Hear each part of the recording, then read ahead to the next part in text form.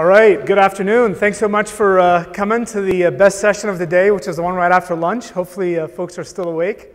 My name is Ala Bader. Over the next 45 minutes, I'll be taking you through Amazon Workspaces and Amazon Zocalo. I own worldwide business development for Amazon Workspaces and Zocalo, working in AWS, based out of Seattle. Been at Amazon Web Services about 13 months, just over 13 months now.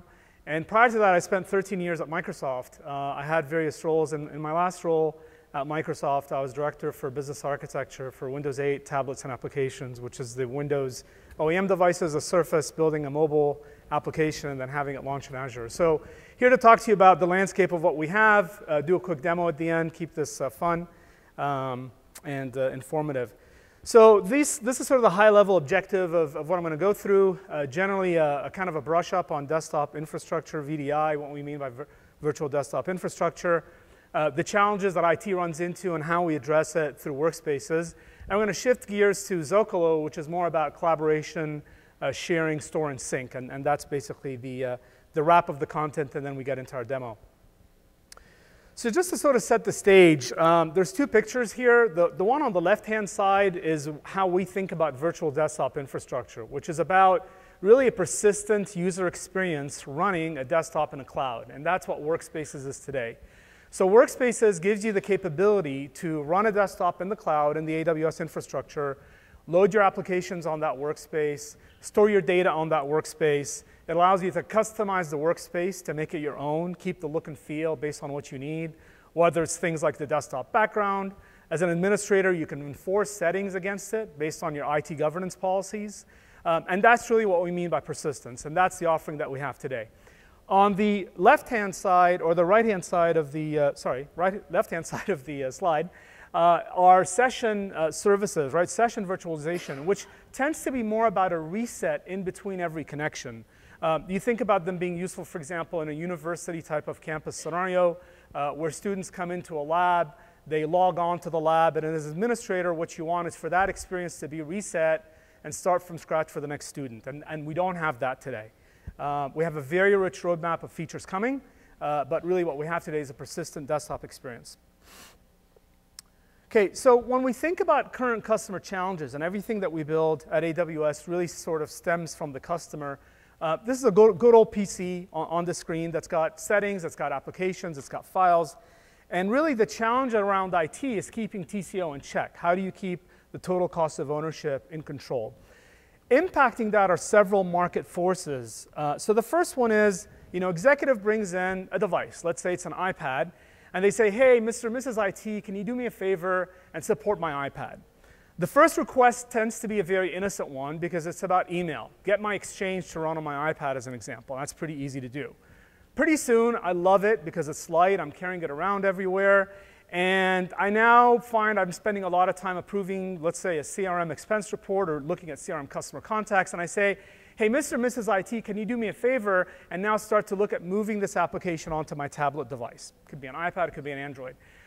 My fellow executive next door who runs sales finds, hey, I have a 1,000-person sales force, and they go around and they meet doctors all day long. I don't need to give them a luggable, a heavy laptop to carry around. Why don't I also give them something similar, a tablet type of device, maybe an Android or something else, and put my own application on it or have them access Windows in such a way that it's easier and more portable for them to carry. And pretty soon, these devices that are traditionally known as consumer devices, you'll hear the term consumerization of IT popped up 2-3 years ago, now moving into more of a prosumer device. It's actually a pro device that IT is having to deal with, having to support, having to contend with across the device landscape. The next thing that we now need to think about is that good old desktop is on an upgrade cycle, right? So for many of you, you may have an enterprise agreement with Microsoft, and there's a certain cycle for which that agreement renews. Typically, it's a 3-year cycle. And in between the 3 years, there's a 1-year, what's called a true-up, which basically means that folks count the amount of machines that you have, and you basically true them up to whatever level of additional desktops you may have included with whatever software is included on them, security software, Office, et cetera, and you true them up. Case in point, Windows XP came out of support, as we know, April of this year. You'll be shocked to know that as of December of last year, the year before, so 4 months before the expiration of Windows XP, roughly about 75% of enterprise EA machines were still running XP. I mean, I spoke to CIOs, I remember when I moved to AWS, that were really fretting the April deadline because it meant they had to find budget for the hardware upgrade. It meant to find they had budget to train the users.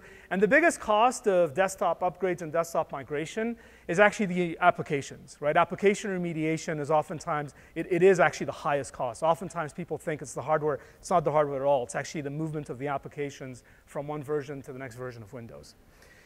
In addition to that now, we have a thing called BYOD, and many people that have maybe attended this morning's keynote with Andy and David Zellum from J&J. He spoke about this notion of contractors. Contractors bring their own device. Many other companies are looking at BYOD type of scenarios. If you look at sort of Forrester Gartner reports, they talk about by 2016, 2017, many corporations will actually stop buying hardware. The users end up buying their own machines. You come to me as an IT systems administrator or a CIO, and I say, yes, I'll support it, and this is the image that you have to run. These are all the policies that you must enforce. This is how often the password gets reset. Apart from that, I own that image. I don't care about anything else that's on the machine.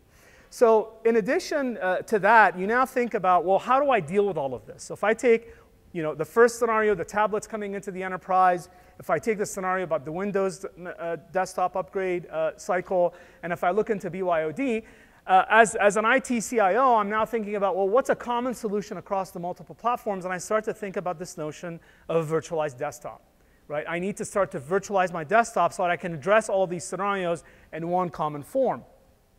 And when folks start to look at that, moving from the physical world to the virtual world, if you look at this machine right up here on the stage that I'm running, this is my AWS-provided machine. This machine has a sunk cost into it. The cost is hardware plus software plus support plus some percentage time that belongs to an administrator to run it plus whatever, however many help desk calls I'm expected to make per year, right? That cost roughly is about $88 to $110 starting point for these machines. If you start to virtualize it, it becomes very interesting because as soon as companies do that, they find that it's about 4x the time, the cost of support for a physical machine, right? About 4x the cost of support. So if I'm now moving from tablets and mobile devices to now moving to this notion of virtualized machines, I'm now shooting up the cost of my infrastructure. The reason the cost of the infrastructure goes up is because I am buying more infrastructure to support my existing infrastructure. I'm buying servers on the front end. I'm buying databases. I'm buying potentially connection brokers. I'm having to support OAuth gateways. I'm having to worry about security in a different way. I'm now needing to provision bandwidth, and so on and so forth, right? Anyone know how many projects actually succeed in VDI? Care to give a percentage? The success rate is between 32 and 35%, right? And there's a reason for that. And the reason for that tends to be about changing scope. So when these projects start, of course, we know we're all IT professionals. Scopes never change, right? We sign and they're good to go forever. Someone starts off with a budget and they say, hey, here's $1 million, go and make this happen for my 700 users. And then my fellow professional next door says, I've got another 500 users. Since you're doing it anyway, here's an additional X amount of dollars. Please manage my users for me as well. Make them part of your community. We're all family, right? Now, little did I know when I took on this kind of initiative that those users were based offshore and they had a different type of internet connection. And a true story, we work with many companies that are like this. We're working with a very large pharmaceutical that spent millions of dollars setting up their initial VDI infrastructure. And it didn't work very well. So they end up spending just under $1 million a year for a systems integrator to come in and help kind of keep the lights on. And even then, they were at 12% utilization. So you think about the amount of sunk capex into that and the time that it takes for them to find out that that's actually not going to work, right? And they're on a big Workspaces pilot right now. So really, the issue becomes, how do you maintain TCO while applying the regular levels of governance that you want to apply across the organization? This is really where Workspaces Value comes in. So if you think about Workspaces, what we went at and we built, we found that these are kind of the key use cases that customers have. There's others not on the slide that I'll talk about. Certainly mobility and mobile device access. Again, if you look at these Forrester reports, they're talking about a 4-to-1 device ratio in about 2-3 years. I mean, if you look at it today, that's not out of the realm of imagination. Here's my desktop. Here's my Kindle HDX, amazing, awesome 8.9 tablet. and here is my cell phone. And at home, for example, I have 3 girls. We have more touch devices than we have girls in the house, right? And between our iPads and various other things. So security is a big one for us. We're working with government departments. We're working with financial services institutions. We're working with pharmaceutical companies around this. And this has been a design principle from the beginning. Remote employees, again, many multinational corporations have employees that are based in the US, outside of the US, offshore, in Europe, in Asia, and our availability through multiple regions in AWS gives them the capability to all access the common workspaces image. Seasonal workers is huge. At Amazon, we hire tens of thousands of contractors starting about October until January of every year. And we need to spin them up very quickly and spin them down very quickly when their contract is up. We also need to make sure that there's no data leakage. Nothing stays on their device. We need to make sure that we maintain a custom image, right? This scenario is actually what J&J was talking about this morning, right, in the main session. They have many contractors that come through, and the contractors end up getting machines, which costs them, obviously, capital to get. They end up supporting them. My USB's busted. Come and help me, et cetera, et cetera. This will save them a ton of money, right? So contractors, seasonal workers, very big. Students and workspaces, we have our good partners here. Gazoo sitting over in the corner. They helped us with Texas A&M. Texas A&M is basically deploying a common image for their students. And basically, it's a customized image with many of their courses, many of their labs. Developers is huge for us. So offshore developers collaborating on teams, developers wanting to customize their own machines, another very common scenario. In addition to these, our customers tend to be a lot more creative than we are. So we have, for example, customers that run POS systems, and now they're moving to devices like this, where they're deploying iPads on the front end of the store. This is a Kindle. And they've got a .NET application on the back end, and they need a way for the two of them to talk. The .NET application carries their inventory, it processes the expenses and so forth, but the front end is still the iPad. And so that translation between the Windows application and the iPad needs to happen. Kiosks, right, at airports where you have to go in and punch a couple things to get your ticket. You no longer need a person to come up to that machine twice a week with a screwdriver to upgrade drives and so forth, right, if you have that common kind of delivery capability. So if you think about the key benefits of workspaces, we'll go into more detail here in a second, but it's a fully managed infrastructure. There's nothing that a customer has to buy. You can get going and fire up as many workspaces as you need in about 18 minutes, okay? And we'll show you how to do that at the end. Support for multiple devices. Out of the box, we support multiple different device types, multiple different form factors. We take care of data security and availability. We back up the data for you if there's ever a disaster. You can recover it back to the state that it was in.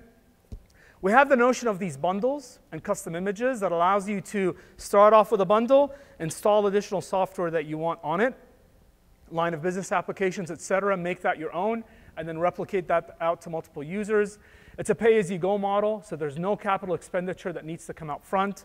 And we have full directory integration. So whatever tools you're using internally to manage your machines, whether it's SCCM, let's say, or Intel LAN-Desk, all of that still applies to your workspaces. Okay.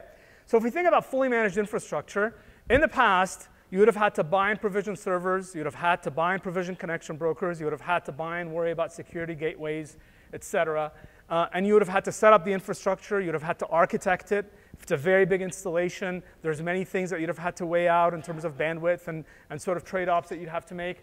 And now you just go to the console. This bubble here is where you would sit at the AWS console as an administrator. You'd fire up the workspaces. The user gets an email that says, welcome to Workspaces, downloads a very simple client that they would use for authentication, and away they go. So the process itself is very simple to get started on. Support for multiple devices. So iPads are supported, Kindle Fire HDX, Android tablets, certainly Windows and Mac, and brand new and very exciting are Zero clients. So Zero clients that run the PC over IP protocol, the Tier 2 chipset. Our partners Teradici and us, we've sat down together and we actually created the test drive. If anyone hasn't seen it, it's where the very cool red Lamborghini is, or orange Lamborghini. All those machines around that are Zero clients, which basically means it's a clientless operating system. There's no OS footprint. There's no storage on the machine that you have to buy or worry about. There's no data. It's a minimal footprint for a user to have. And think of a scenario where you're a large guitar production factory or facility. This is a real scenario. And they have many factory workers that actually aren't mobile. They don't need a mobile device. That's not what they use. Well, they deploy these zero clients in the hundreds across this factory floor, and they can continue with their designs and their work right from where they're standing. From an IT perspective, it's extremely inexpensive. It lasts many, many years, so you're not on a 3-year refresh or 4-year refresh cycle as you might be in the PC world. And it's extremely easy to use. It's basically a screen on the front. It's got a mouse, it's got a keyboard, and an RJ45 network port on the back. You plug it in, it gets the IP address, and then the firmware is actually the Workspaces firmware. So once it has the IP, that firmware client that you'll have will be the login page for the user. And once you do that, you're in a full Windows experience, right? So very, very cool. Our partners and us have many machines that you can look at downstairs. Quickly on the Kindle Fire. So this is the latest HDX 8.9. It's got the very cool origami case on the back here, so you can certainly detach the two like so. And again, think of a scenario where you are traveling with one of these, you're running native apps, but if and when you need some kind of Windows application on the back, I would put this down, have it connected to wireless, and with my Fire HD keyboard, which is right over here, again, you can, all these are available from Amazon.com. You can use a touchpad, just like a mouse, and you can fire up a full workspace experience on the Kindle as well, right? So different ways of people doing work. I was giving this example yesterday in a private roundtable I had with some customers. I spent a lot of time with one of the CIOs in Seattle, and I went in to talk about workspaces and some mobile stuff, and we ended up discussing devices for the first 35 minutes of the discussion, right? It was like, what am I doing from a device strategy? How should I think about my users? And this is a very cool new area when you think about the myriad of device choice that's out there and how you're going to make them work, right, against a virtual desktop, right? Okay, so moving right along, data security. Multi-factor authentication, that we just released that about a month ago now. And it gives you the capability within the Workspace client itself, not just to put in a user ID and a password against Active Directory, but allows you to, through a third field, put in an additional factor for authentication that can come from any radius-based server. So at AWS, for example, we use these Gemalto tokens. Anything that, you know, Symantec has VIP, whatever type of radius-based authentication that you're carrying can easily be used against these workspaces, and you can connect that up from the console. Really, the key points around security here is no data is stored on the end-user device, right? There's nothing that's left on the end-user device. And we use a wicked fast protocol called PC over IP that I'll show you here in a second in my demo. All the users' volumes are backed up. So again, in case of a disaster, I'm speaking to a large East Coast customer that was heavily impacted by Sandy, right? And like one of the learnings from Sandy was when the disaster actually happened, we thought people would gather up in their working place and stay over there, and they'd just continue to work. And that didn't happen. They ended up going home to take care of their families. And like, yeah, that sort of makes sense. And so their thing now is like, well, how can we give them the capability now to bring them up quickly in case anything else like that ever happened, and have them work and continue to work from home. So that's certainly a capability that Workspace can offer.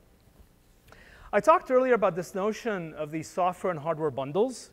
So I'm going to show you a little bit of what we have. So we just announced a new value bundle, which is a single CPU, 2 gig of memory, 10 gig of storage. And it's the entry-level bundle for users that might be browsing the internet, that looking at some basic tools like Word, et cetera. And the applications that you see there in the middle of the square are the applications that you get with the value bundle. So right from the get-go, that's what you can get started with. That's brand new. It was just announced last week. Our standard bundle, which has now been upgraded now to 2 CPUs and 4 gig of memory. Price hasn't gone up. Capabilities and performance has gone up tremendously for this one. And 50 gig of user storage. So again, just announced last week. And you can see again that the applications are identical to what we have in the value bundle. And then the high-end performance bundle, which runs a dual CPU, 7.5 gig of memory, 100 gig of storage. And again, the basic bundle comes with all the applications you'd expect, Flash and Adobe and Zip, WinZip, and so forth. Now, if you went to what we call the plus bundles of each of these, so the Value Plus gives you the capability to also add on top of it Office and Trend Micro Security Suite. So we're partners with Trend. It's very important, as we know, to have a secure sort of desktop from the beginning. And rather than having to worry about that as an IT administrator, we provision that for you from the get-go.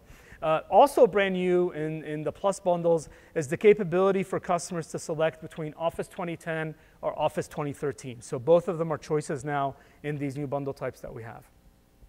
Again, Standard Plus gives you the capability to run Office 2010, 2013, and comes with Trend, and the same is true for the Performance Plus bundles. So if you can, imagine we have many, many small, medium customers, let's say, where there's very little IT support. There's not the complexity of needing a super complex golden image, right?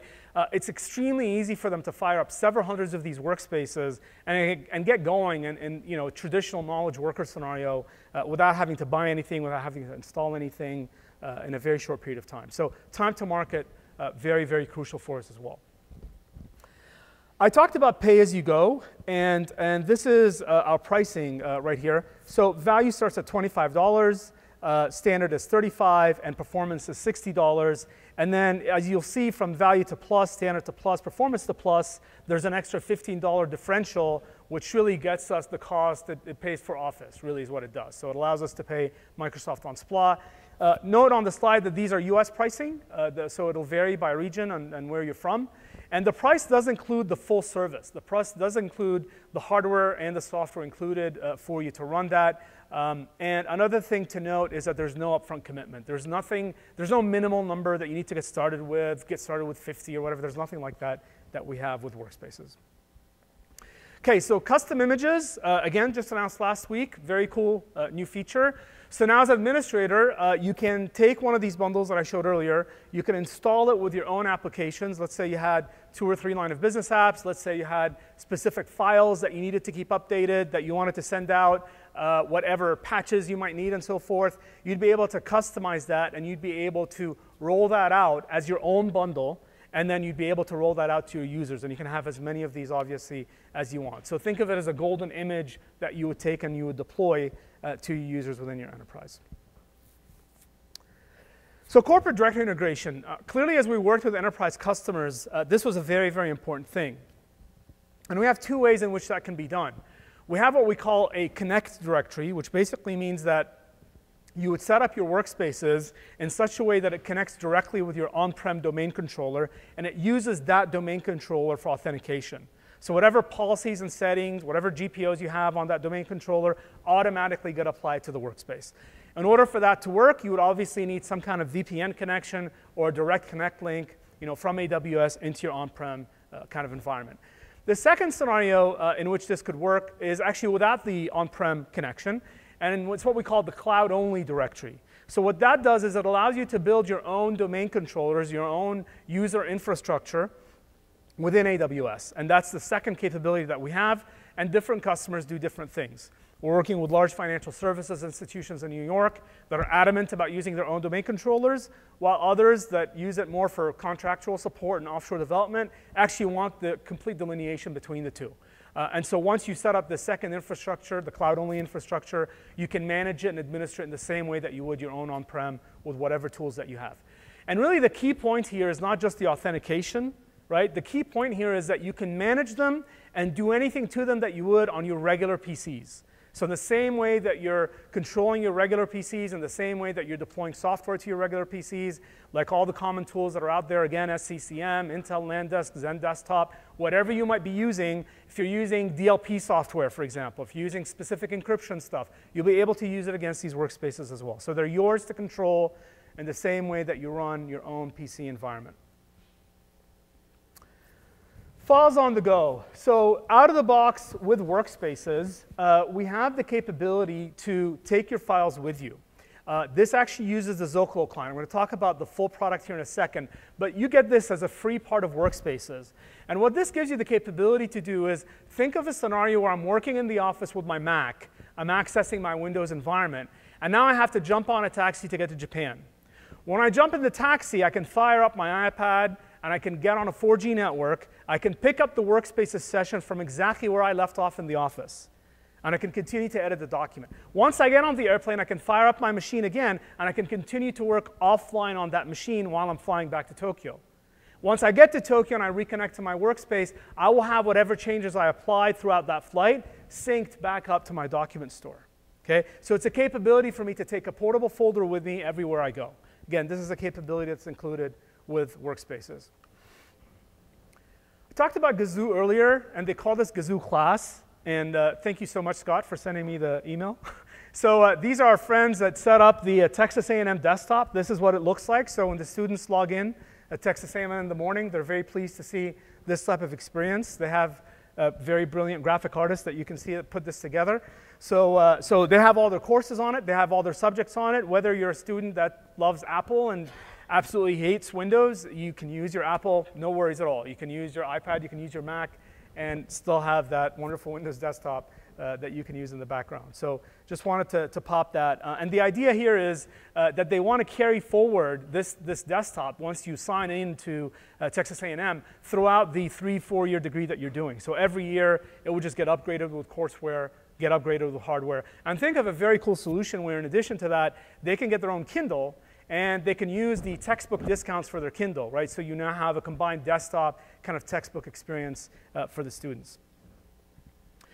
Okay, so now let's talk about Zocalo, which is really about enterprise store synchronization and tracking.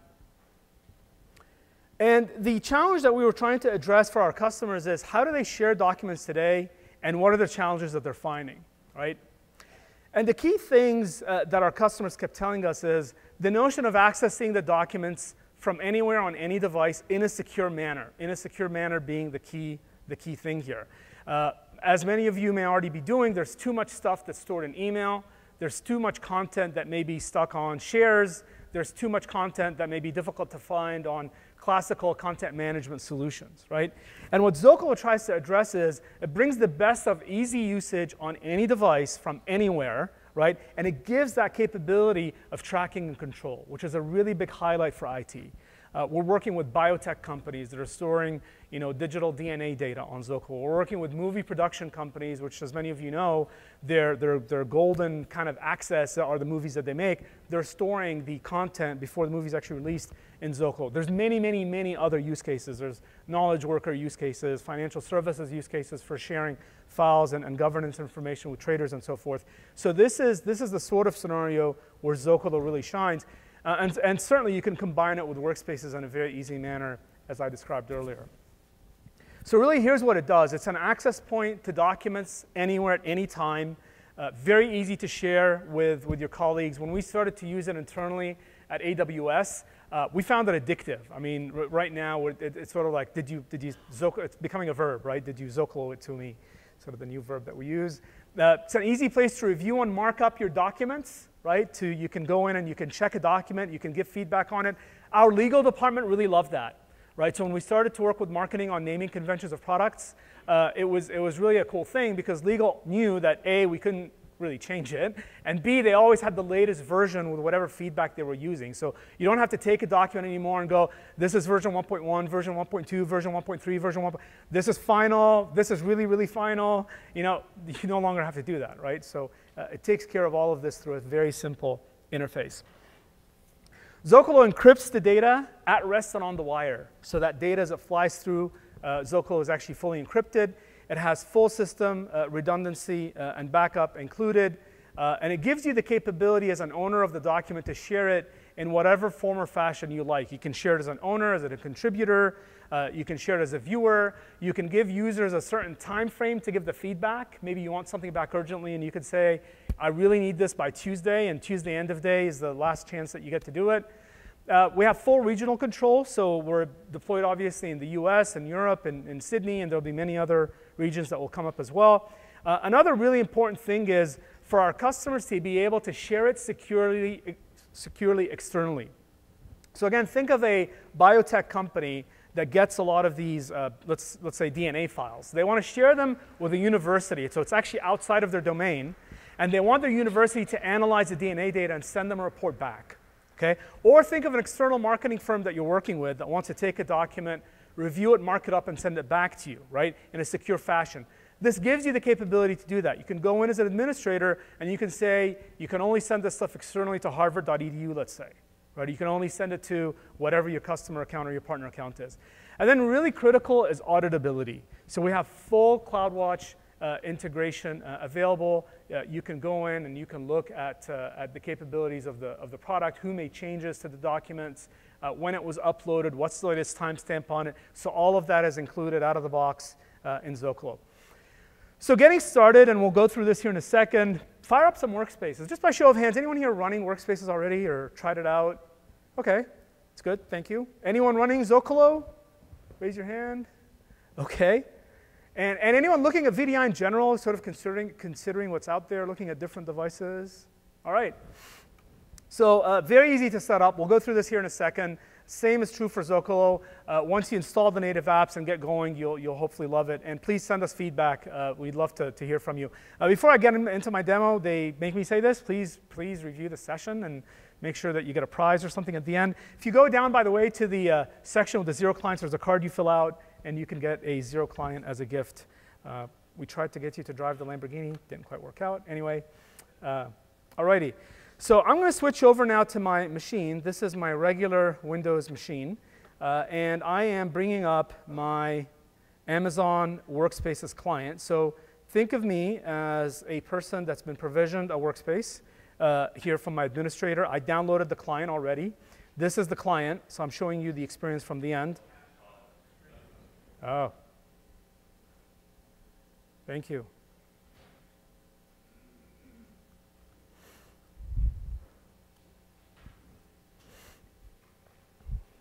Is that better? OK.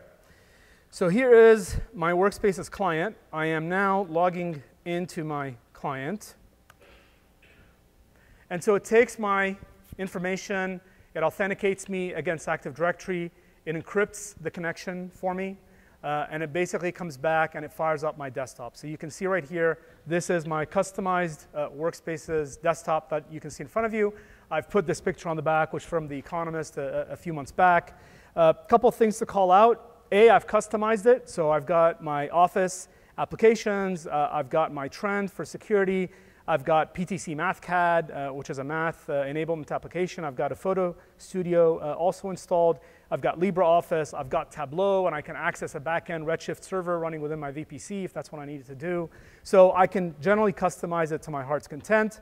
I'm going to fire up my file manager real quick, and you can see my Zocalo folder there that I've got my files already synced to. So I'll show you the back end of that here in a second. But this has basically got all my files from Australia and so on and so forth. And my D drive, which is my user drive, has the full 100 gig available to me that it was provisioned with. So once you create a workspace, this is the 100 gig bundle. We do not take up any of the space for operating system files or Office files or any of the applications that we provision for you. That's actually that you do that on your own. So the space that I've taken up here is whatever space through the applications that I've installed. So I've got 6.47 gigs worth of data, but everything else is available for me to use as a user. And this is the drive that's actually fully backed up.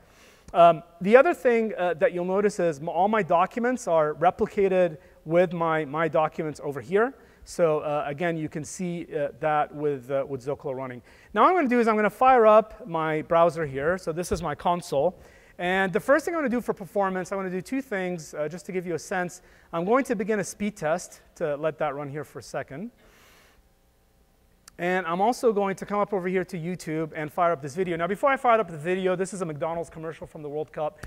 We're not doing anything special to the video. So just to describe the experience here, my machine is running in AWS. It's going out to YouTube. It's fetching the video. It's bringing it back to my workspace. And it's streaming back the changes through PC over IP. So it's like playing a movie of my desktop. I'm literally playing a movie of my desktop, only streaming the bits that have changed.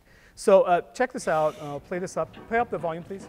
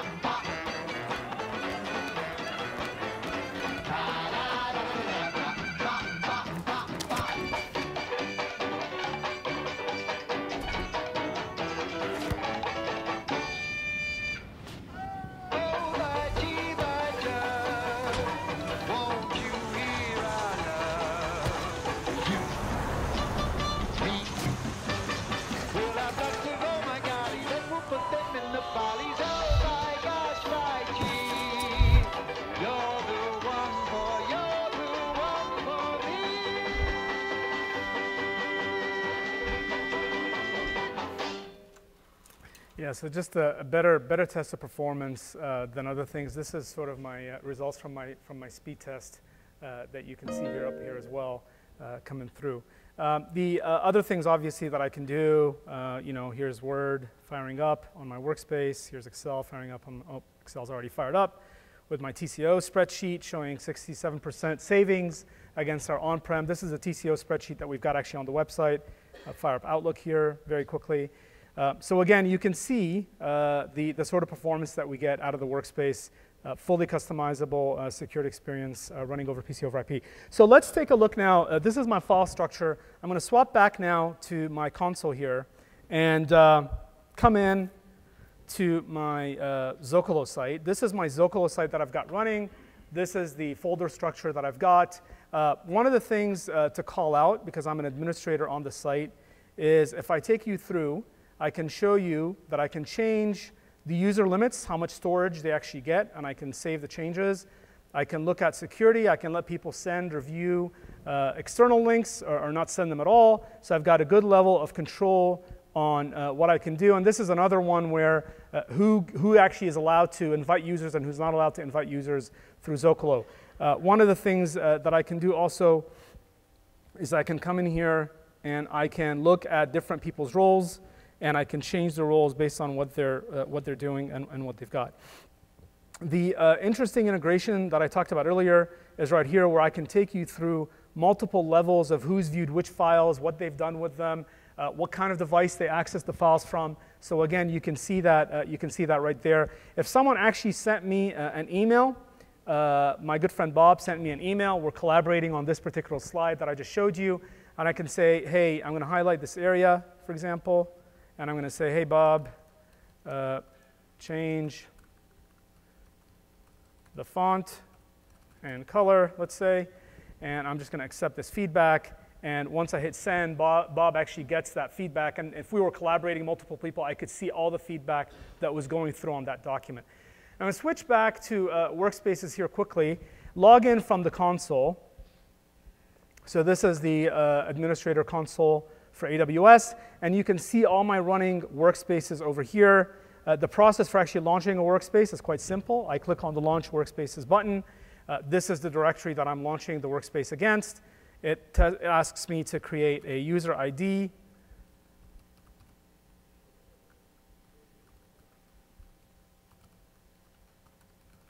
And an email and a password, and I'm just going to go create user.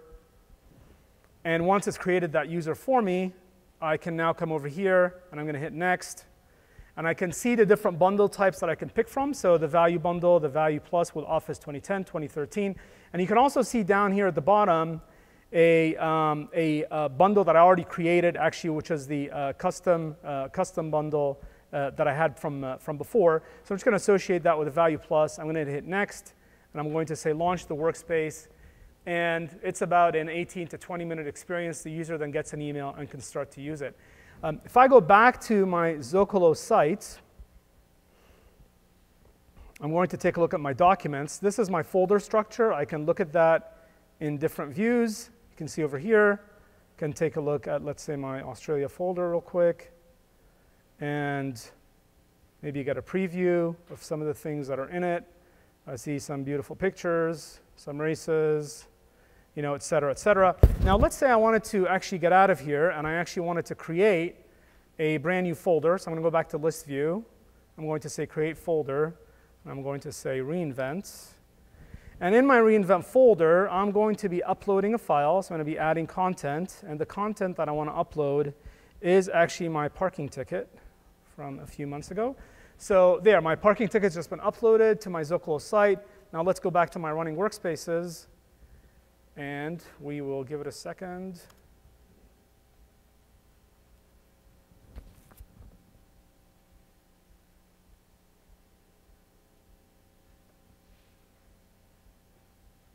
Here we go. Reinvent, my parking violation. Boom. Was able to get out of that. I sent them a picture, and that was actually all good. But anyway, it gives you a sense for how you can use Workspaces and Zocalo kind of combined to offer this kind of capability. So this really brings me to the end of what I wanted to share with you today. We do have another in-depth session tomorrow on advanced topics, so please look out for that. There'll be a kind of a behind the scenes of how things really work. Thanks so much for attending, and hope you enjoy your reInvent. By the way, in the room, I have the product managers from Zocalo with me at the front of the stage, so please ask them questions if you have any. Otherwise, we'll chat outside. Thanks so much.